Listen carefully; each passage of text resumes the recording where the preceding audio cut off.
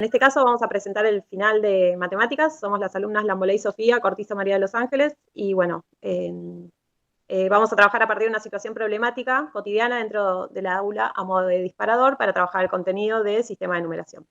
En este caso la idea es construir el sentido de los números, que supone hacerlos funcionar en un abanico amplio y diverso en situaciones donde toman significación. En esta oportunidad lo que vamos a hacer es foco en situaciones áulicas donde suelen generarse problemas numéricos. ¿Sí? Las situaciones cotidianas son pensadas como un contexto que posibilita el uso, circulación y avance, en este caso de los conocimientos numéricos de los niños. Construyen en interacción con diversos portadores numéricos de uso social, tanto dentro como fuera del jardín. En este caso, las situaciones de enseñanza que presentamos a continuación van a enfrentar a los niños a resolver distintos problemas numéricos a partir de ubicar fechas de cumpleaños en la sala del calendario. Le doy pase a mi compañera. Ahora vamos a vincularlo con la resolución de problemas y previo a eso vamos a ver un video.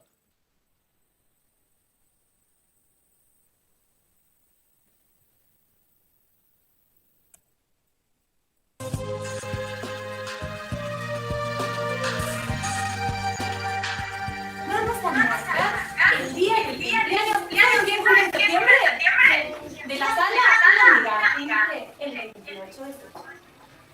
Y lo vamos a marcar en el calendario. La idea sería que actuara, ustedes también podemos mirar la salida. Pero no vamos a venir acá a anotarlo que un solo nene pase y va a ver, ¿qué voy a dar acá? Grupo de amigos, en cartoncito. ¿Hay un solo número acá? Lo que ustedes van a tener que hacer es redondear y que a ustedes les parece que puede ser el 28. Tienen que ver entre todos, tienen que poner de acuerdo entre todos. Y una vez que todos están de acuerdo cuál es el 28, lo marcan, ¿sí? Bueno, en esta situación podemos observar cómo a través de una actividad propuesta se trabaja la resolución de problemas en su máxima expresión. ¿Y por qué decimos que en su máxima expresión? Porque cuando hablamos de resolución de problemas, hablamos exclusivamente de tareas perceptivas y conceptuales, cuya naturaleza puede comprender el sujeto por razón de su naturaleza original, de su aprendizaje previo o de la organización de la tarea, pero para la cual no conoce por el momento ninguna estrategia de satisfacción que lo permita llegar al resultado. Se busca con esto que la resolución de problemas favorezca la construcción de conocimientos matemáticos, en la medida en que estos conocimientos sean la herramienta para resolver los problemas propuestos. Es por eso que a través de esto identificamos las distintas etapas de la resolución de problemas. Como por ejemplo, una vez que ya la docente hizo una comunicación comprensiva del problema en cuestión, de identificar el cumpleaños de una compañera de sala en el calendario, podemos identificar el problema. Aquí el problema es cuál es el número 28. Luego podemos describir el problema y en esta etapa es necesario recabar la información, ¿sí? Proponiéndonos los datos y las palabras claves o el intercambio de ideas y análisis. También podemos concebir un plan y ejecutar un plan. Cuando concebimos un plan, pensamos en si ya hemos realizado un problema semejante, y cuando ejecutamos el plan es que seleccionamos un plan y ejecutamos el más conveniente. En este caso, el plan más conveniente es a la hora de hacer toda la lista en el pizarrón y ver en su cartón los 4 números, es ir por descarte identificando cuál es el número correcto, ya sea por su composición numérica o por su orden de cardinalidad y ordinalidad de los números. Y por último, examinar la solución obtenida. ¿Cómo la examinan los niños de este ejemplo que pusimos? Es haciendo esa lista con la docente como media hora en el pizarrón, donde exponen todos los números y van descartando entre ellos que el 28 es el que, por ejemplo, tiene que tener primero el 2 adelante y el 8 atrás, y que no tiene que tener 0, como en otro ejemplo que existía el 108. Ahora mi compañera María va a continuar con didáctica de las matemáticas. Bueno, en este caso, articulando la actividad seleccionada con las didácticas, es sin duda que hablar de enseñanza está presente en la palabra didáctica, un término que se usa como sinónimo de metodología. Por situación didáctica se entiende una situación construida intencionalmente por el profesor con el fin de hacer adquirir a los alumnos un saber determinado o en vías de constitución. Se planifica en base a actividades problematizadoras, que da sentido a la clase, a la que ocurre en el aula. Es un escenario llamado triángulo didáctico, cuyos lados indican la interacción entre los tres protagonistas, que en este caso sería el saber, el profesor y el alumno. Bueno, tal y como sucede en nuestra situación didáctica, donde se desarrolla la enseñanza del sistema de numeración a través de los problemas numéricos en torno al calendario. En el desarrollo de la situación didáctica aparecen también momentos, denominados como situaciones adidácticas, que se caracterizan por el trabajo que realiza el alumno interactuando con el problema propuesto o bien discutiendo con sus compañeros acerca de lo interactuado de este. En este caso, el profesor debe procurar que el alumno se responsabilice por trabajar en él y si no llega a su solución, al menos indique ciertas aproximaciones para llegar al objetivo. De los que podemos desprender e identificar los tipos de situaciones adidácticas donde para el alumno existen situaciones de acción, que en este caso sería la secuencia entre la interacción del alumno y el medio, situaciones de formulación, ¿sí?, donde los alumnos requieren utilizar un lenguaje que convenza al otro de sus estrategias elegidas, y situaciones de validación, aquí se pone en práctica la dialéctica de la validación. En esta, bueno, la tarea del alumno consiste en justificar las declaraciones formuladas en la etapa anterior, como se observa en el video, donde los niños van expresando poco a poco la manera correcta en la que se escribe el número. Se lo puede escuchar expresar para formar el 28, el 0 no debe estar, o asimismo, en primer orden se ubica el 2, luego el 8, bueno, y entre otras variedades. En este caso, el papel del profesor, en tanto, consiste en guiar con intervenciones o respondiendo a las preguntas, pero con otras interrogantes o señalando sin decir la respuesta. Las intervenciones, bueno, van a estar pensadas como para instalar y mantener a los alumnos dentro de la tarea. Eso es porque aquí, luego de plantear la situación, se reúne la sala y la docente pregunta cuáles fueron los resultados a cada grupo y se da un debate en el cual el número les aparece que no, bueno, entre todos, hasta llegar al número correcto.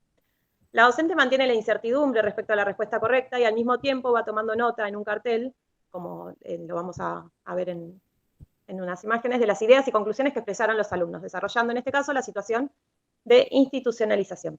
Bueno, donde antes de culminar la situación didáctica en que los alumnos han pasado por las situaciones de acción, formulación y en este caso las de validación, la docente retoma a través de esa misma lista de conclusiones finales a la que los alumnos han podido llegar de modo despersonalizadas y descontextualizadas. O sea, es una conclusión general del grupo y las deja, bueno, pegadas en la pared de la sala como para un saber general y que permita ser evocado como conocimiento previo para otro saber o bien para asimilarlo con otro o relacionarlo en un futuro con otros contenidos.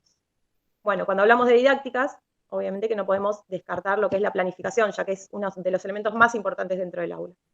A partir de esta actividad planteada es importante destacar la importancia que tiene la planificación dentro de la misma. En este caso, la planificación, podemos decir que es una producción propia, particular y específica de cada institución, elaborada por sus integrantes. En ella se explicitan y sintetizan propuestas de acción para alcanzar los objetivos, en este caso, que se persiguen. Es sin duda, bueno, uno de los elementos más importantes en el proceso educativo. Es el primer paso para lograr el aprendizaje completo y eficaz de los contenidos que requieren los alumnos.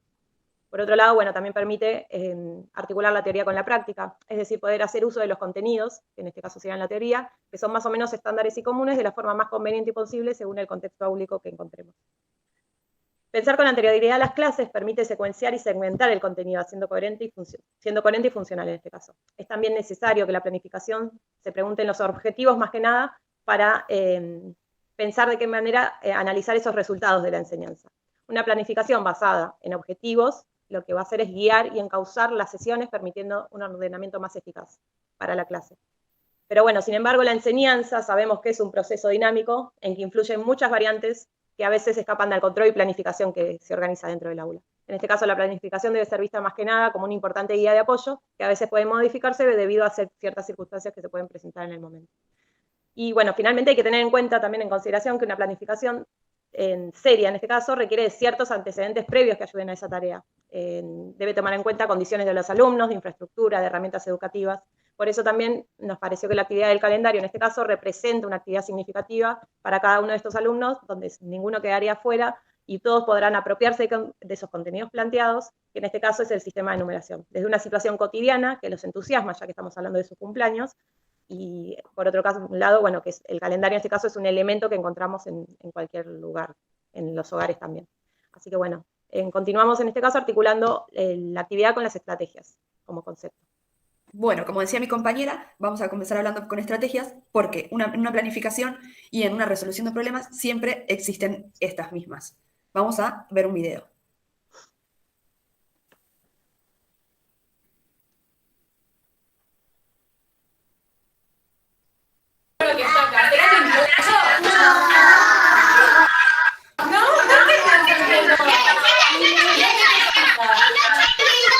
Necesita el 8 y el 2. ¿Y acá no tengo el 8 y el 2? ¿Dónde que está acá? ¿Que era el 28? Pero tengo tengo al 8 y tengo al 2. Primero el 2 y después el 8. Bueno, entonces dijimos, este no podía ser, ¿por qué? Este puede ser. Este no puede ser porque necesita un 2. Y este es. Ese no puede ser. Sí, el 2 y el 8 tienen que estar juntos. Vale. El 0 no va. Bueno, como podemos ver en ese recorte del video, evaluar las diferentes formas de enfrentarse a un problema, así como su adecuación al tipo del mismo, resulta un ejercicio súper enriquecedor y potencia el pensamiento matemático en todos esos niños. Es por esto que en este recorte de la situación problemática podemos observar cómo los alumnos con la docente como mediadora llevan a cabo las siguientes estrategias de resolución de problemas, donde nosotros logramos identificar la segunda estrategia, la tercera, la cuarta y la quinta. En la segunda estrategia, que se trata de ensayo y error, vemos cómo los alumnos con la ayuda de la docente escriben en el pizarrón los diferentes resultados obtenidos de los cartones y van optando por seleccionar el correcto. En la tercera estrategia, que consiste en hacer una tabla, es la lista que lleva a cabo la docente para que a través de la observación de todos los datos del pizarrón, los números que no son válidos, ya sea por su valor posicional y ordinal o por su composición numérica, como en el caso del 208, no sean los correctos. En la cuarta estrategia, que confiere el razonamiento lógico, lo que podemos ver es que los niños iban encontrando y mencionando que para que se pueda seleccionar el número correcto, en este caso, como decía mi compañera, el 28 debía estar formado por el 2 y el 8 en segunda instancia. Y en la estrategia quinta, donde se encuentran patrones, es lo que hicieron los niños, tanto en los cartones como en el pizarrón, que les permitió descartar todas las posibilidades anteriores, dejando únicamente la correcta. Una vez ya terminado la vinculación con estrategias, no podemos dejar de trabajar el método heurístico. Primero vamos a ver un video.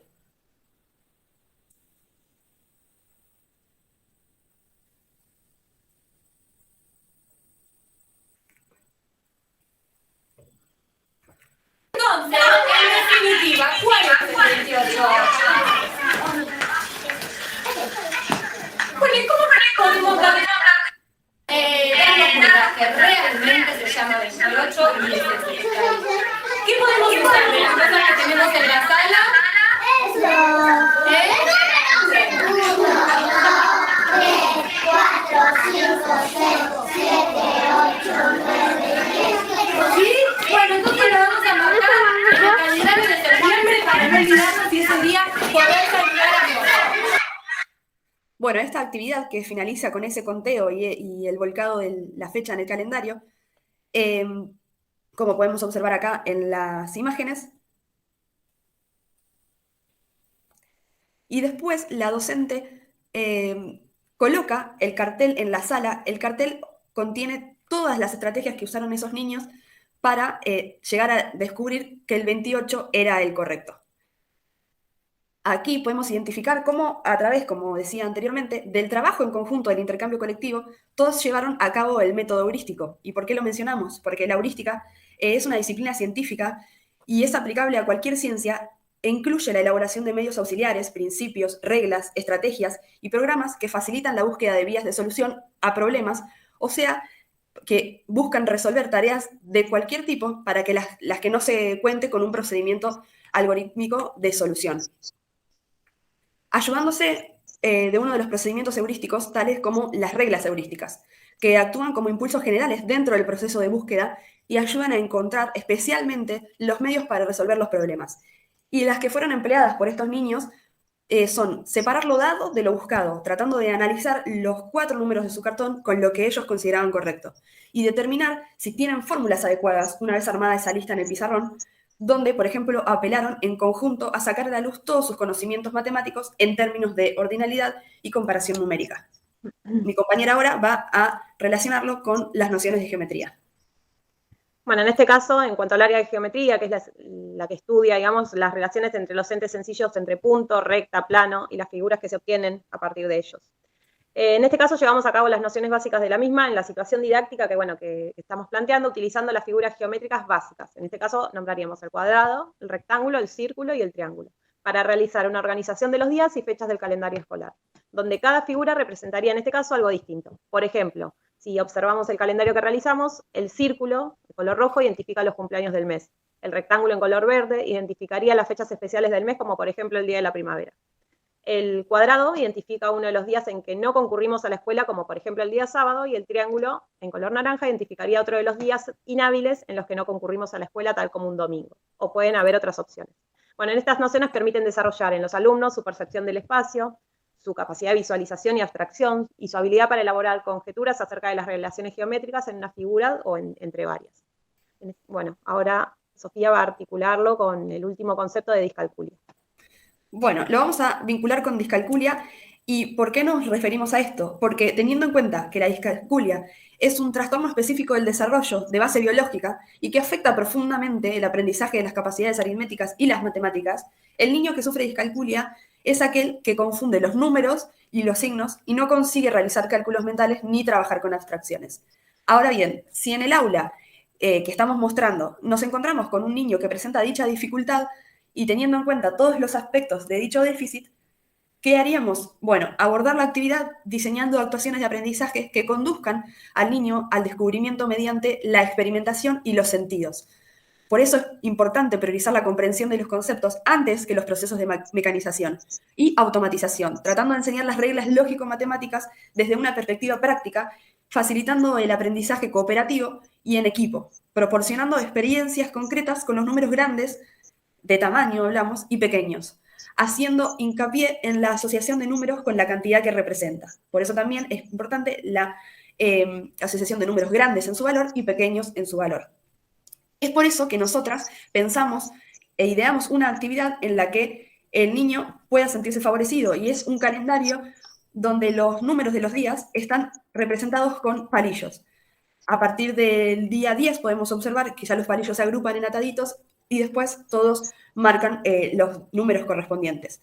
Esto mismo del calendario lo hacemos con el alumno, o lo haríamos con el alumno que tenemos, de manera concreta y particular para cada día, indicando con los palillos, como se ve en la imagen, las unidades y decenas de cada número, como también el soporte concreto de lo mismo que planteamos para cada número.